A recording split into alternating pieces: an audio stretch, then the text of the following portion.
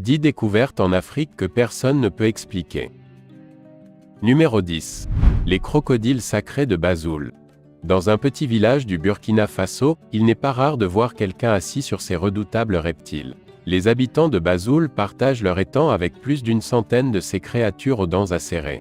Le village était en proie à une sécheresse atroce jusqu'à ce que les crocodiles conduisent les femmes vers une mare cachée où la population pouvait étancher sa soif. Non seulement les reptiles représentent l'âme du village, mais si l'un des crocodiles meurt, il est enterré et reçoit même des funérailles comme s'il s'agissait d'un être humain.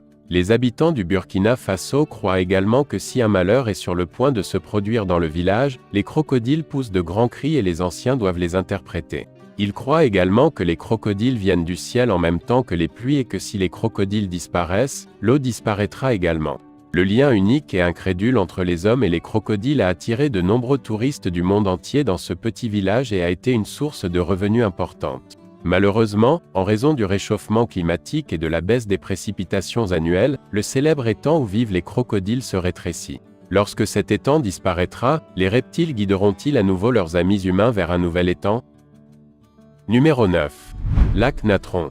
Si vous regardez ce lac Natron en Tanzanie, vous serez impressionné par ses magnifiques teintes rouges et roses. Le lac Natron est alimenté par des sources riches en minéraux, ce qui rend le lac très alcalin et atteint des niveaux potentiels d'hydrogène de 9 à 11. L'eau de ce lac est si caustique qu'elle peut brûler la peau et les yeux des animaux qui n'y sont pas adaptés. La température de l'eau des lacs peu profonds peut atteindre 60 degrés Celsius et est suffisamment salée pour empoisonner la plupart des animaux. Lorsqu'il ne pleut pas beaucoup, le niveau du lac baisse, ce qui fait apparaître des îles salées temporaires sur lesquelles les oiseaux construisent leur nid. Les animaux qui meurent dans le lac sont transformés en statues par la calcification. Bien que la raison exacte de la mort des animaux soit inconnue, l'une des théories largement acceptées est que la nature réfléchissante de la surface de l'eau déroute les oiseaux qui s'écrasent dans le lac, et que l'extrême teneur en bicarbonate de sodium les préserve parfaitement, ce qui leur donne l'apparence de statues. L'eau alcaline du lac abrite également un écosystème prospère de marais salants et de zones humides d'eau douce et de flamants roses et autres zones humides et oiseaux et de tilapia et d'algues dont se nourrissent les grandes volées de flamants roses. Même si ce lac est fascinant et visuellement attrayant, il est effrayant de voir tous ces animaux morts calcifiés à la surface. Numéro 8. La pierre bleue du ciel. En 1990, le géologue et archéologue Angelo Pitoni a découvert une pierre bleue d'un type étrange en Sierra Leone en Afrique de l'Ouest, et lui a donné le nom de pierre du ciel. La pierre a été étudiée par des chercheurs de Rome et d'Allemagne et de Tokyo et s'est avérée être composée de 70% d'oxygène, de 20% de carbone et de chaux, ainsi que de traces de silicium et d'autres matériaux. La composition de la pierre du ciel a révélé qu'elle était similaire à une sorte de béton ou de stuc et qu'elle semblait avoir été colorée artificiellement. Les chercheurs ont conclu que la pierre était différente de toutes les autres pierres trouvées sur Terre, et qu'elle provenait probablement de l'extérieur de la planète et était arrivée sur celle-ci il y a entre 2500 et 17 000 ans. Il existe différentes théories concernant la pierre du ciel. Certains affirment qu'elle a été produite par une civilisation inconnue et très avancée, perdue dans le temps, tandis que d'autres l'appellent kryptonite et pensent qu'elle appartient à une planète inconnue en dehors de la Terre. Un autre mystère lié à la pierre du ciel est que cet artefact est toujours trouvé dans des couches de sol datant d'au moins 12 000 ans avant Jésus-Christ. Bien que l'origine exacte de la pierre du ciel soit inconnue, il s'agit d'un type de pierre précieuse très différent de ceux connus jusqu'à présent par l'homme et il s'agit sans aucun doute d'une découverte étrange. Avant de continuer, n'oubliez pas de liker la vidéo si elle vous plaît, et de vous abonner à la chaîne, et d'activer la cloche de notification pour ne pas rater les nouvelles vidéos. Numéro 7. La terre des 7 couleurs à Chamarel.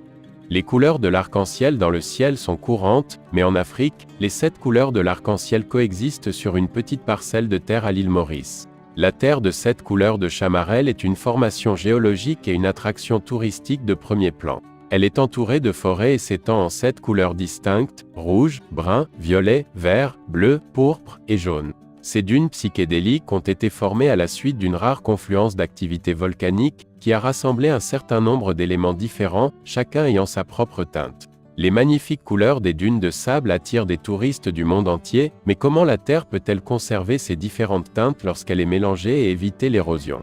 Malgré les pluies abondantes et fréquentes de l'île Maurice, les scientifiques tentent toujours de résoudre ce mystère. La terre colorée de Chamarel est devenue l'une des principales attractions touristiques de l'île Maurice et a décuplé la beauté de l'île. Mais les visiteurs n'ont pas le droit de grimper sur les dunes, et une barrière en bois est installée pour leur permettre d'observer le paysage depuis les postes d'observation placés le long de cette barrière.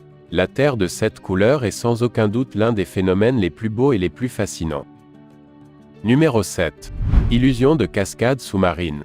L'île Maurice a pris le monde d'assaut avec la découverte fascinante d'une chute d'eau sous-marine. Pour être clair, il ne s'agit pas d'une véritable chute d'eau, mais plutôt d'une illusion que l'on ne peut voir que d'en haut. L'île Maurice est une île relativement jeune qui se trouve sur un plateau océanique surélevé par rapport au niveau des fonds marins de la côte de l'île. Il y a une pente graduelle qui mène à une chute soudaine de 4 km jusqu'au fond de l'océan. Grâce à cette topographie marine, de nombreuses nuances de bleu sont visibles en raison du mouvement des dépôts de sable et de limon le long de ces pentes. La chute d'eau est en fait une illusion d'optique formée par les dépôts de sable et de limon qui glissent le long de la pente et tombent ensuite dans l'abîme. Le sable et le limon s'écoulent d'une manière qui donne l'impression qu'ils se déversent dans une cascade ou que l'île entière est aspirée dans un vaste égout. Il est difficile de saisir cette magnifique illusion depuis le rivage, mais si vous prenez de la hauteur, vous pouvez voir ce qui semble être l'eau qui s'écoule. Les touristes bénéficient d'un tour en hélicoptère pour les aider à voir cet effet spectaculaire. Numéro 5. La Cité des Pierres. En Afrique, vous trouverez la fascinante Cité des Pierres près de l'actuel Mavingo au Zimbabwe. La Cité des Pierres a été habitée par le peuple Shona du XIe au XVe siècle, mais a été abandonnée par la suite pour des raisons inconnues. Les ruines de la Cité de Pierre contiennent de nombreuses enceintes de pierre dont les murs s'élèvent à 11 mètres de haut. Comme les anciennes pyramides, les murs et monuments en pierre ont été construits sans mortier, ce qui est tout à l'honneur de nos ancêtres. Les premières traces écrites de la ville datent du XVIe siècle, après qu'elle ait été en grande partie abandonnée. Mais nous savons certaines choses, comme le fait que la ville était la capitale du royaume du Zimbabwe, qui était un empire commercial Shona. En outre, le site historique se compose de plusieurs sections, dont une série de ruines structurelles qui se trouvent au sommet de la colline la plus escarpée du site et qui étaient utilisées comme centre religieux. Les ruines de la ville ont des ruines de vallée qui suggèrent qu'ils sont près de 10 000 à 20 000 personnes ont fait leur maison en briques de boue. Mais lorsque les Européens ont visité le site, ils l'ont pillé et ont prétendu que la ville était trop sophistiquée pour avoir été construite par des Africains et qu'elle avait été bâtie par des Phéniciens ou d'autres peuples non africains. Malgré ces affirmations, l'héritage du Grand Zimbabwe perdure et constitue l'un des sites archéologiques les plus vastes et les plus importants du point de vue culturel en Afrique. Numéro 4. L'œil du Sahara. L'œil du Sahara ou structure de Richat est une formation géologique dans le désert du Sahara. La formation s'étend sur une région de 40 km de large dans le désert de Mauritanie. Pendant des siècles, seules quelques tribus nomades connaissaient son existence, et elle a été photographiée pour la première fois dans les années 1960 par les astronautes de la mission Gemini, qui l'ont utilisée comme point de repère pour suivre la progression de leur séquence d'atterrissage. À l'origine, les géologues pensaient que l'œil du Sahara était un cratère d'impact créé par un objet venu de l'espace qui avait percuté la surface. Cependant, de longues études des roches à l'intérieur de la structure montrent que son origine est entièrement terrestre.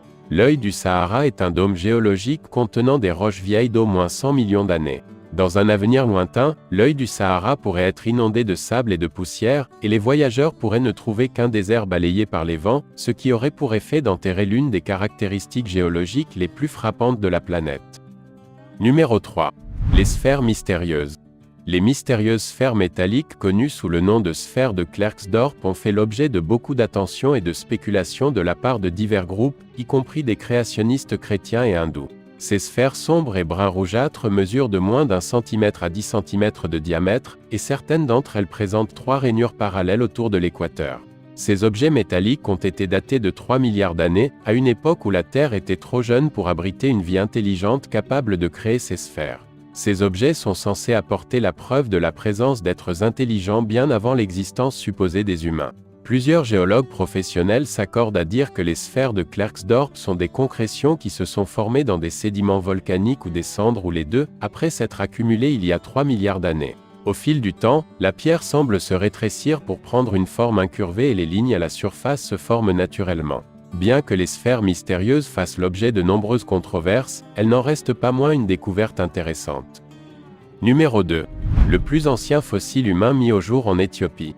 La mâchoire fossile d'un ancêtre humain vieux de 2,8 millions d'années a été découverte, et pourrait être notre plus ancien parent. La mâchoire fossilisée a été découverte pour la première fois dans la région de l'Afar en Éthiopie en janvier 2013. La mâchoire inférieure partiellement complète appartiendrait à une espèce qui pourrait avoir été le premier membre de la famille Homo, ce qui signifie que la famille Homo est apparue 400 000 ans plus tôt qu'on ne le pensait. Le fossile fournit des indices sur l'évolution de la mâchoire et des dents chez Homo seulement 200 000 ans après la dernière apparition connue du genre Australopithecus, qui comprend le fossile Lucie provenant du site voisin de Hadar. Alors que l'avant de la mâchoire est très primitif, ce qui suggère qu'elle provient de l'Australopithèque, l'arrière de la mâchoire et les dents ressemblent à celles de l'Homo habilis. Les dents trouvées dans la mâchoire suggèrent une évolution du régime alimentaire de l'Australopithèque, qui se nourrissait principalement de fruits et qui a évolué vers un régime à base de viande nécessitant l'utilisation d'outils. Selon les scientifiques, cette découverte pourrait fournir de nouveaux indices sur l'évolution de notre espèce.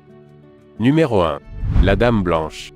La Dame Blanche est une peinture rupestre qui se trouve sur un panneau situé sur un petit surplomb rocheux au cœur du mont Brandberg et qui constitue depuis longtemps un dilemme archéologique. En 1917, un géologue allemand nommé Reinhard Mack explorait le Brandberg lorsqu'il s'est réfugié dans un abri rocheux et a trouvé un panneau peint au-dessus de lui. La peinture représente plusieurs figures humaines ainsi que des oryx. La Dame Blanche est la figure humaine la plus détaillée du groupe, et les autres figures humaines ont moins de détails et sont pour la plupart complètement noires ou complètement blanches. La peinture était probablement composée d'ocre et de charbon de bois et de manganèse et d'hématite, tandis que le sérum sanguin et le blanc d'œuf et la caséine étaient utilisés comme agents liants. On estime que les peintures rupestres datent d'environ 1000 à 2000 ans.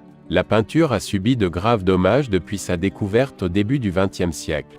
Pendant quelques décennies, les touristes ont versé de l'eau sur la peinture pour rendre les couleurs plus visibles, ce qui a entraîné une décoloration rapide de la peinture. Bien que l'on ne sache pas grand-chose sur la peinture et son origine, il s'agit d'une découverte unique. Faites-nous part de votre opinion dans les commentaires ci-dessous, et n'oubliez pas de vous abonner pour ne pas rater les nouvelles vidéos. Merci d'avoir regardé.